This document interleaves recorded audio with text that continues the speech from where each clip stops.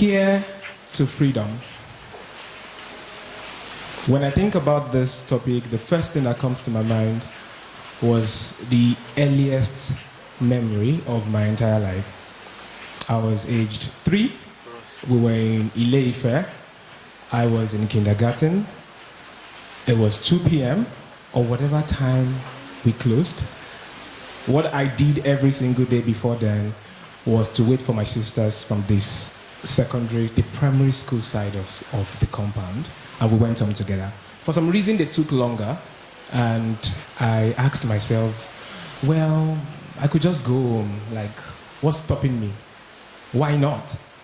And the 3-year-old me got on the road and walked home. I got to a junction. There was a fork in the road.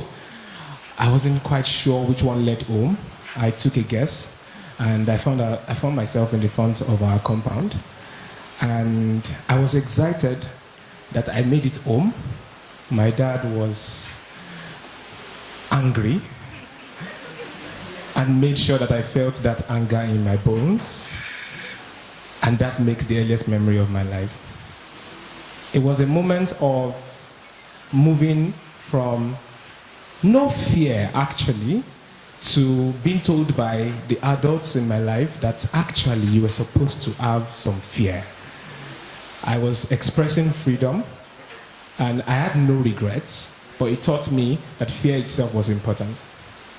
But that moment, the intention of my dad's cane was that I never tried that again in my life. The impact was the opposite. It made me feel, well, if that's the entire punishment, I'll do that again. The second event that comes to my mind when I think about freedom and fear was in secondary school. The bishop, I attended an Anglican school. Who is a member of the Anglican here? Okay. I attended a school owned by the Anglican diocese, and I made a design for the bishop. It was celebrating something. It was based on card paper, this colored cardboards, right? And it was watercolored. And I took it to my business studies teacher who was going with them. I wasn't selected as part of the students to visit the bishop. And he looked at the nonsense that I drew, which is what he saw, and flung it away. And I picked it up, then went to the principal, which is right above him, basically avoiding him. I'm saying, if you won't take it, maybe the principal will take it. And the principal sees it and says, Fatanmi, this is nice. I would ensure the bishop sees it. And that was the end of the story. I was excited.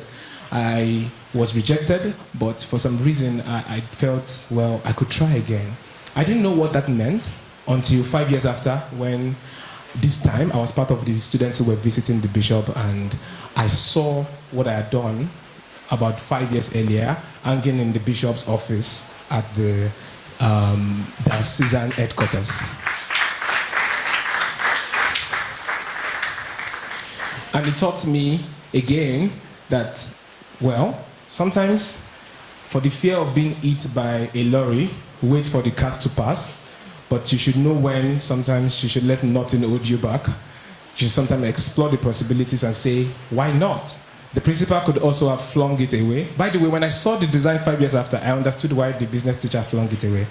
I had more context. I felt like this was not good, to be honest. I don't even know why the bishop is still hanging it in his office. Right. And the third event that comes to my mind, it's 3 out of 3. 3 events come to my mind when I think of freedom and fear. Involved me.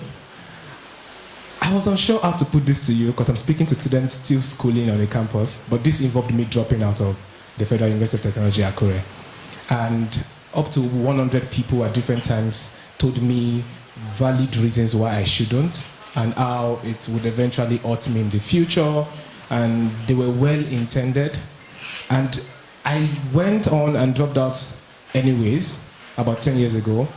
When people see me, people say, that's a lot of courage and boldness. Why were you not scared?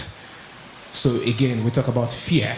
How did I think this freedom I was choosing by force would not come back to hurt me now in the future? And I tell them it wasn't boldness. it wasn't the absence of fear, actually. Because moving from fear to freedom is not about reckless abandon of the warnings.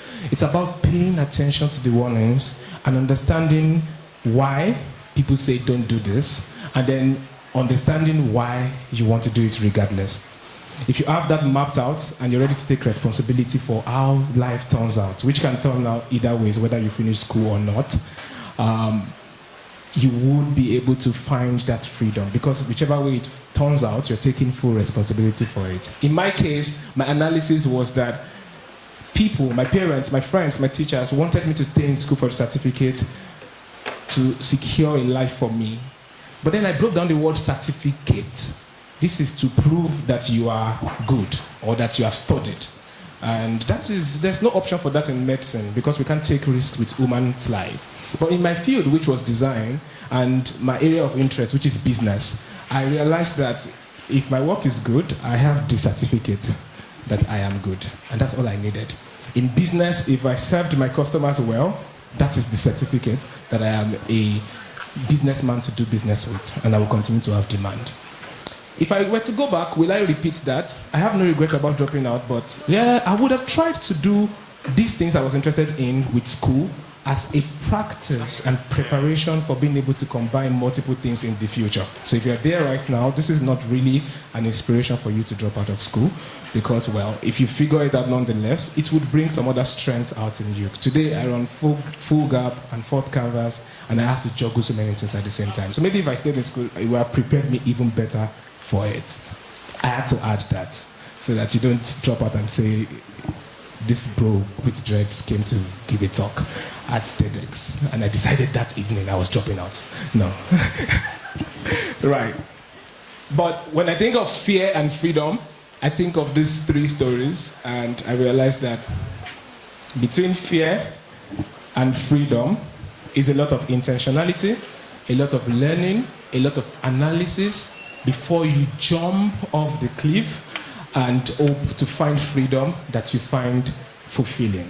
But at the end of the day, it is important to take full responsibility, because you never know what the future holds. And that's exactly why you need to try things, you need to make attempts, you need to abandon old ways of doing things. You need to be willing to question how things have been done. You need to be willing to experiment. You need to be willing to try to iterate fast. Tech is all about iteration. So Facebook is not what it was intended to be in 2005. Ideas morph, and if we don't try, if fear keeps us down, there is no space for innovation. Thank you.